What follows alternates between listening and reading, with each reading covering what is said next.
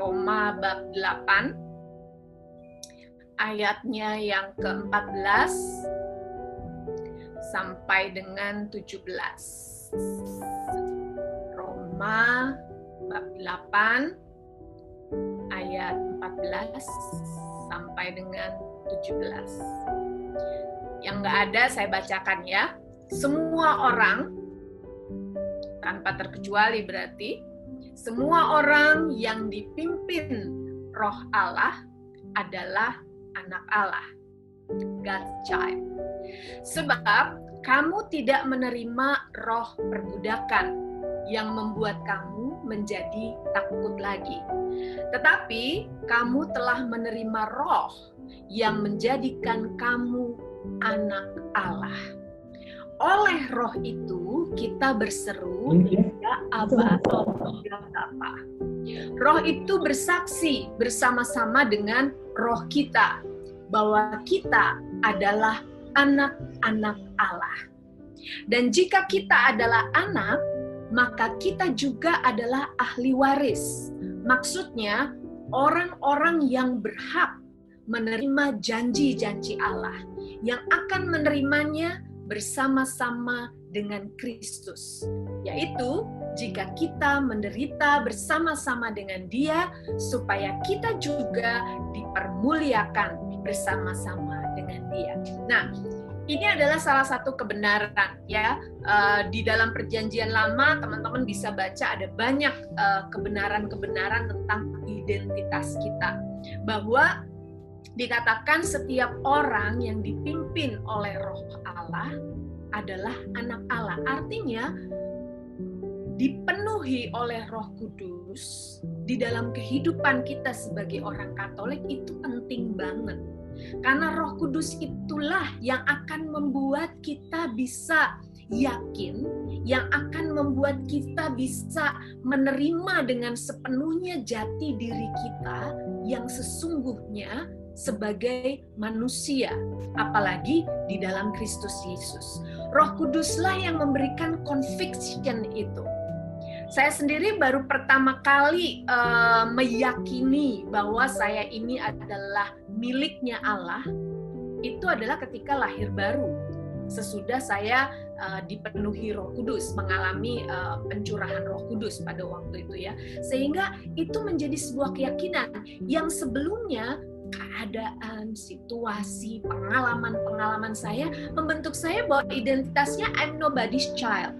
Tetapi kemudian Roh Kudus di meja belajar waktu itu pertama kali membaca satu bagian dari perikop kitab suci dan Roh Kudus memberikan conviction bahwa I'm not nobody's child.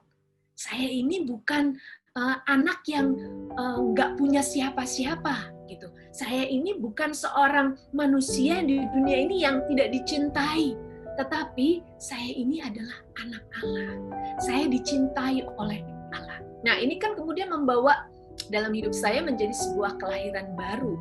Artinya, Roh Kudus menjadi penting untuk kita bisa embrace our identity in Christ, di dalam Kristus. Dan di sini dikatakan oleh Rasul Paulus, kita nggak menerima roh perbudakan. Artinya kita ini bukan budak. Allah itu bukan the supreme master.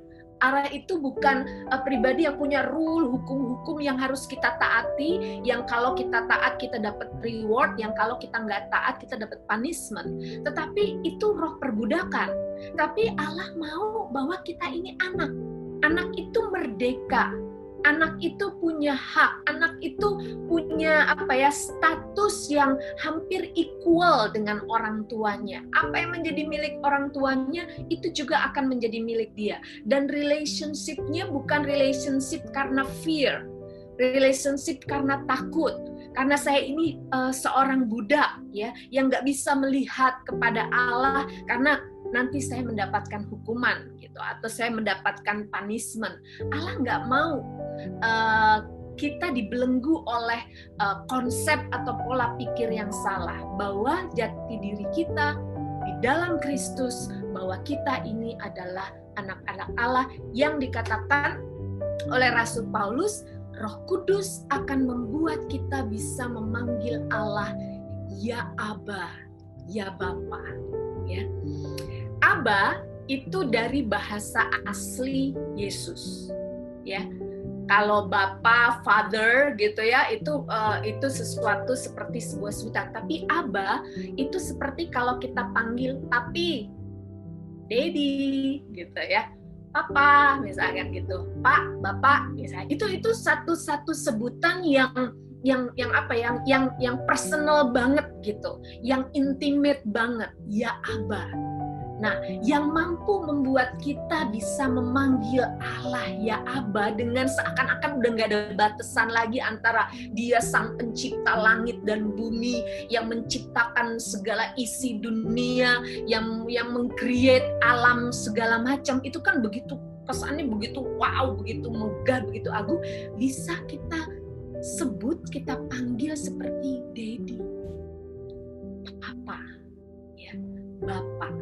Nah, bayangin revelation yang seperti ini untuk background saya yang ketiga itu punya berpikir identitas saya adalah I'm nobody's child. It's a breakthrough, ya, sebuah terobosan bahwa Allah itu bukan